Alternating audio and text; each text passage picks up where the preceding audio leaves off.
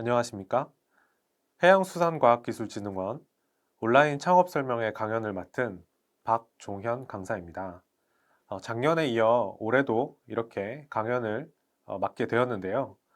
예전에 해양수산 벤처투자자 양성 과정에서 해양수산 분야의 투자자분들에게 강연을 한 적이 있었습니다. 그러한 강연을 이어서 이렇게 해양수산 분야의 창업을 꿈꾸는 예비 창업자 아니면 초기 창업자분들에게 어, 2021년 해양수산 창업 트렌드에 대해서 설명을 드리게 되었습니다. 먼저 해양 분야의 디지털 전환과 한국형 뉴딜 정책에 대해서 살펴보고, 그리고 요즘 이슈가 되고 있는 기후변화 및 ESG 경영 관련해서 해양수산 분야에서 어떠한 움직임이 있는지에 대해서 설명드리도록 하겠습니다. 그리고 해양 분야의 새로운 비즈니스와 그리고 창업 사례에 대해서 살펴보도록 하겠습니다. 강연에 앞서 강연자 소개를 말씀드리고 시작하도록 하겠습니다. 저는 조선공학을 전공했고요. 조선소에 입사해서 현장 엔지니어로 시작을 했습니다. 이후에는 사업기획부로 옮겨서 경영기획, 기술기획을 담당을 했고요. 2019년에는 대학으로 옮길 수 있는 기회가 생겨서 한국해양대학교 산학협력 교수로서 자유로운 항선박 분야 연구 및 강의를 맡았습니다. 그러한 그 경험을 토대로 다양한 프로젝트들을 수행을 하였고요. 그리고 현재는 스마트 선박 벤처 기술의 대표로 있습니다.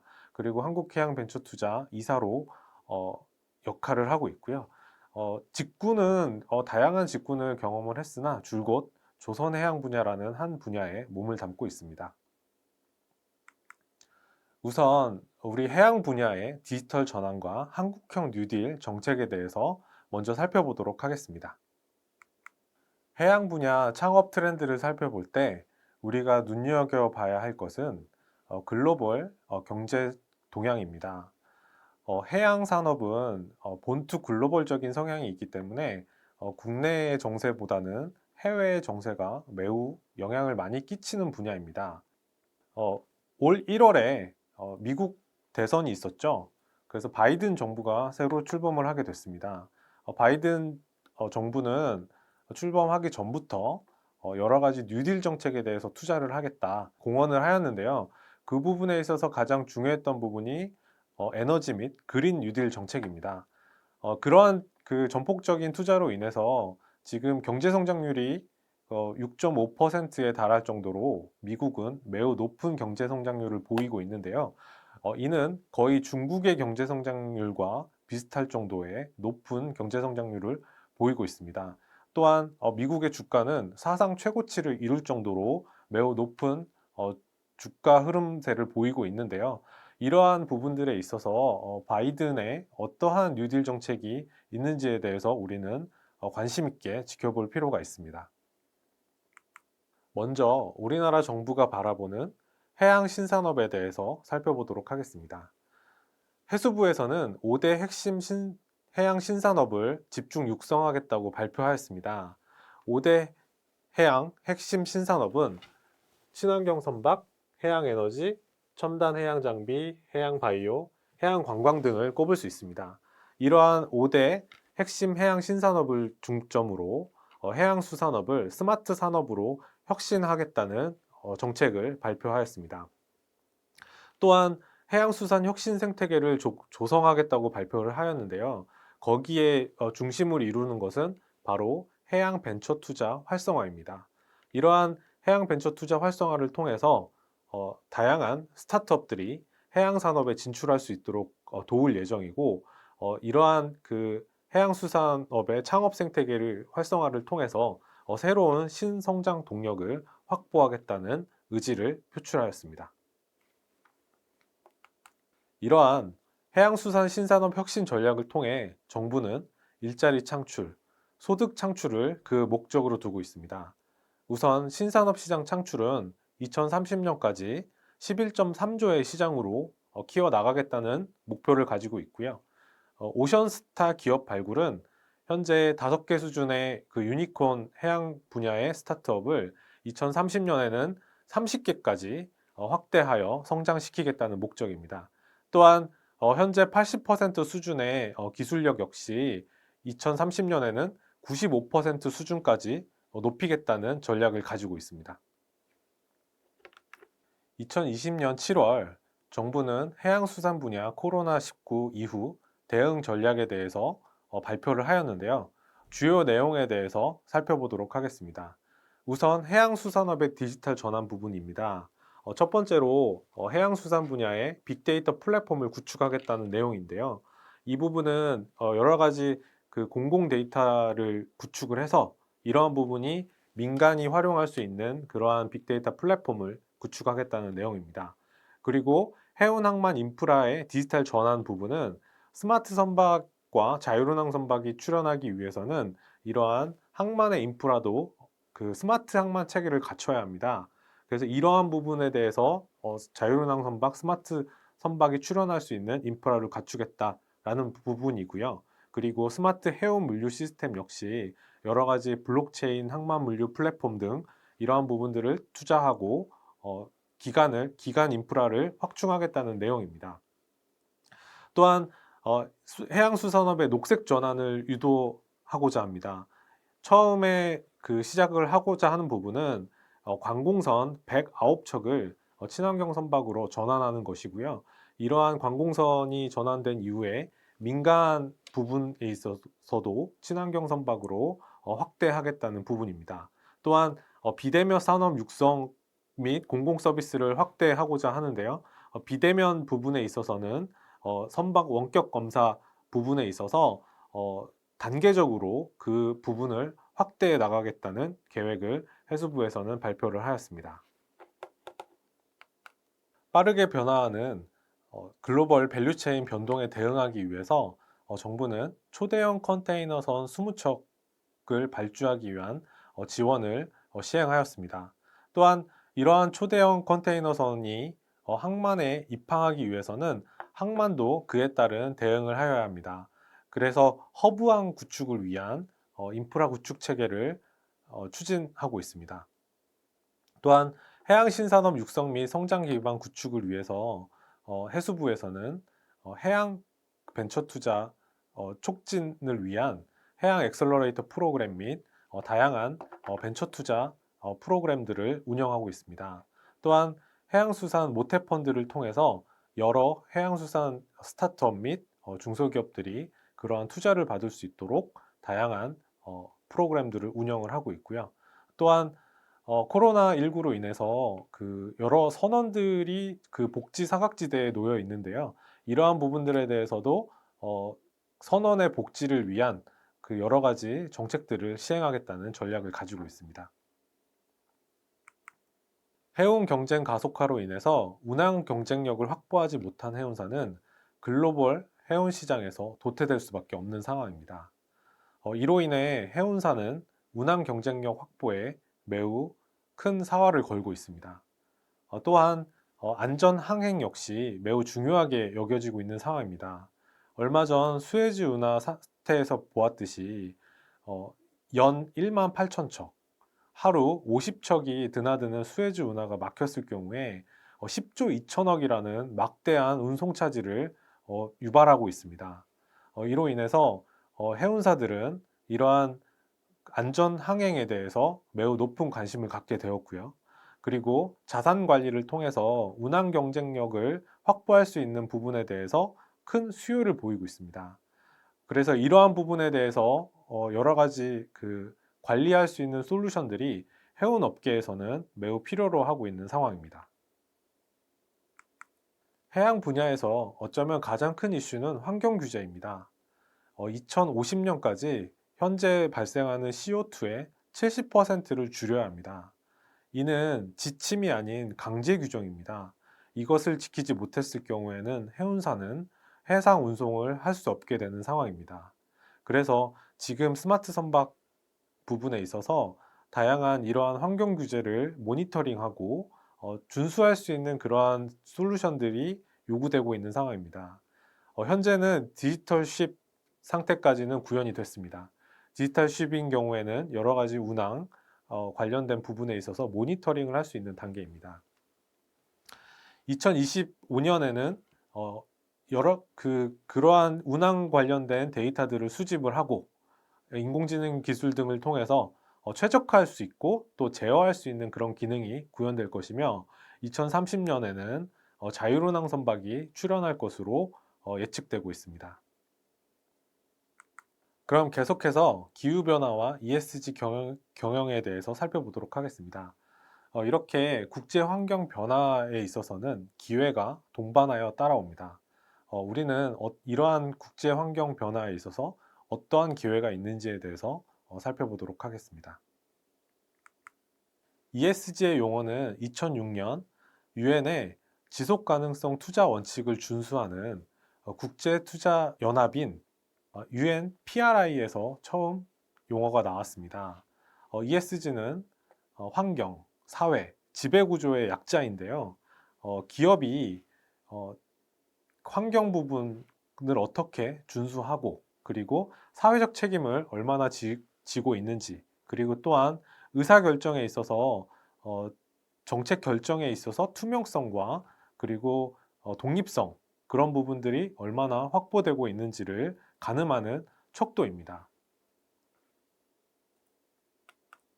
운용 자산 규모가 원화 1경 원에 달하는 블랙록의 레리 필크 회장은 2020년 자신이 투자하는 회사의 CEO들에게 보내는 연례 서한에서 앞으로 친환경적인 부분에 있어서 포트폴리오를 재편하겠다라고 얘기할 정도로 ESG 경영에 대해서 중요성을 강조하였습니다.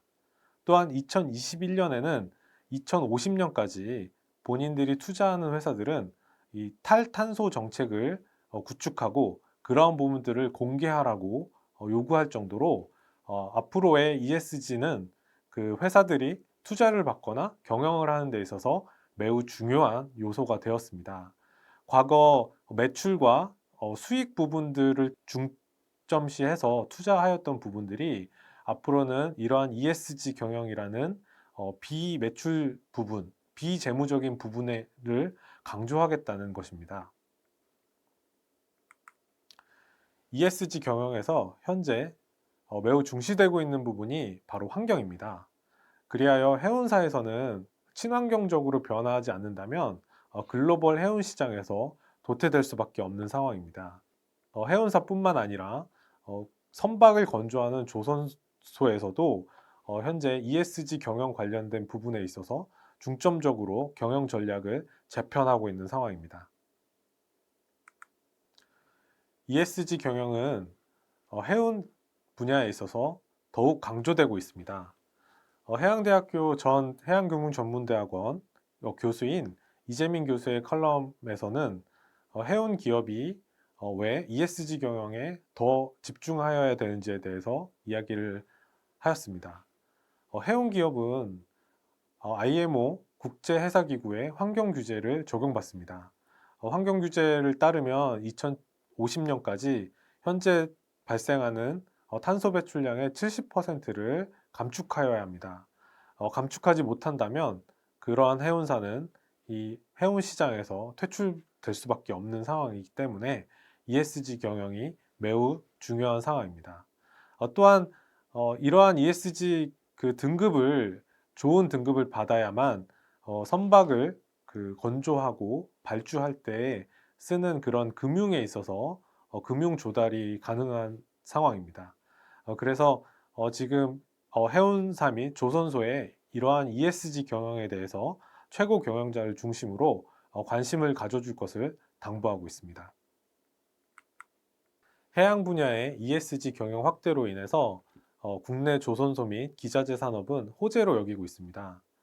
우리나라 친환경 선박 경쟁력이 전 세계적으로 볼 때 매우 높은 수준에 있습니다. 또한 LNG선, LPG선 등 친환경 선박에 대한 그 기술력을 바탕으로 향후 탄소를 배출하지 않는 암모니아 선박도 앞서 나가고 있는 게 한국 조선산업의 경쟁력입니다. 선박 한 척이 건조될 때 조선소뿐만이 아니라 여러 기자재 업체는 100여 개가 참여를 하게 되고요. 그러한 기자재 업체들은 천여 종의 기자재를 납품하게 됩니다.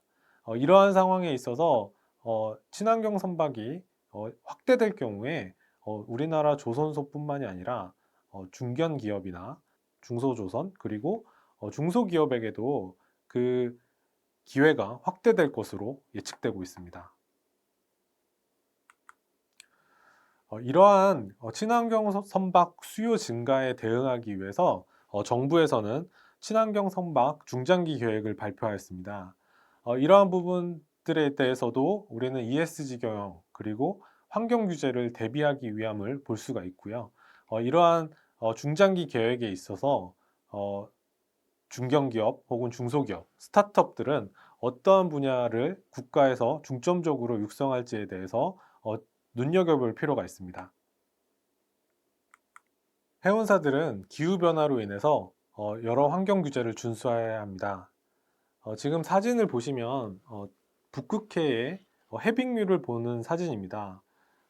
북극해는 특정 온도에 도달했을 경우에 이렇게 95%의 해빙률을 보여주는데요.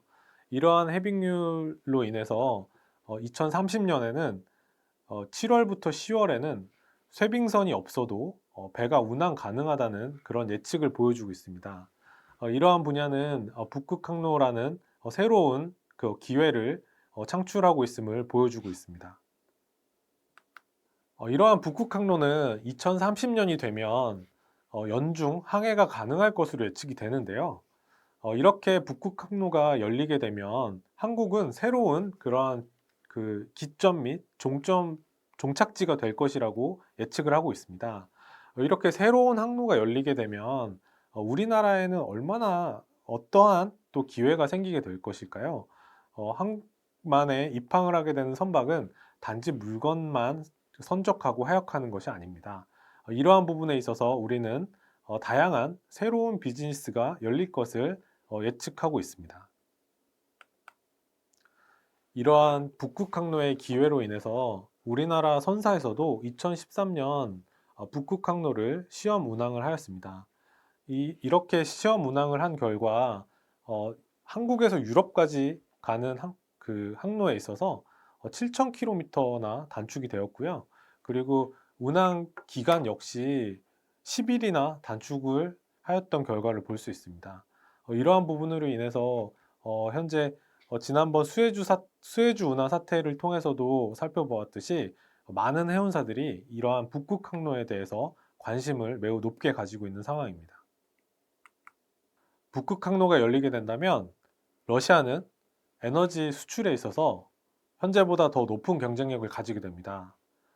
그렇다라고 하면 해양 플랜트의 개발에 대한 그 니즈가 증가하게 될 것이고요.